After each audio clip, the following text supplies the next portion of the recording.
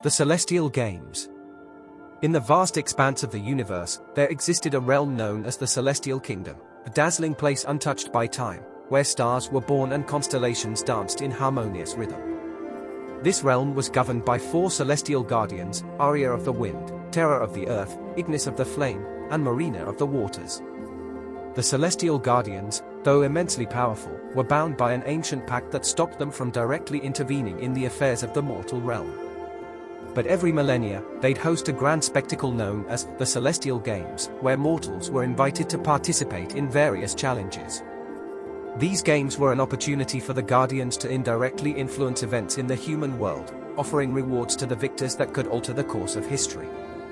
Young Elara, a mere 15 years of age, had always been mesmerized by the tales of the Celestial Games that her grandmother narrated during cold winter nights.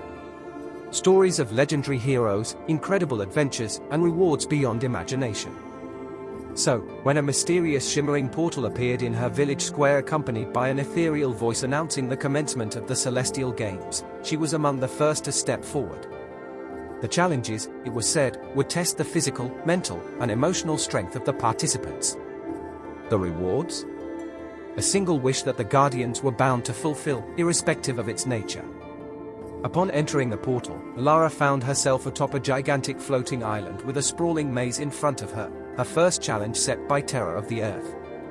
She, along with other participants, had to navigate this labyrinth filled with moving walls, treacherous traps, and illusions. Using her keen sense of direction, Elara managed to progress steadily.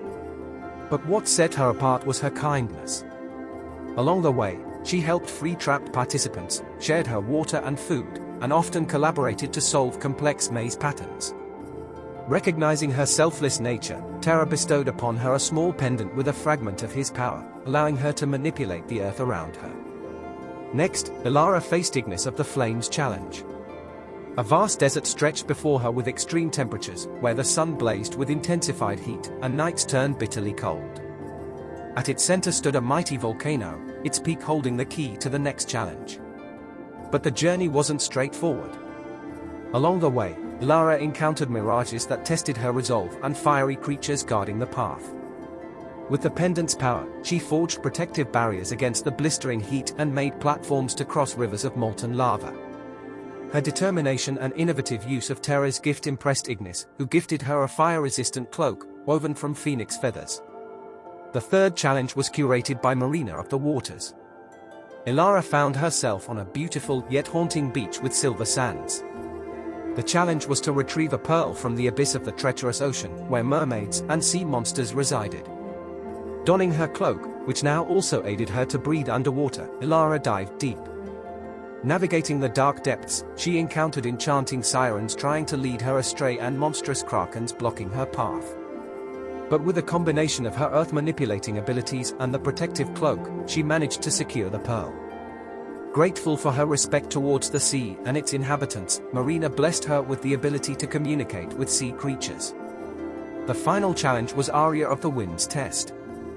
A series of floating islands, each higher than the previous, stood before Elara. The goal was simple: reach the highest peak.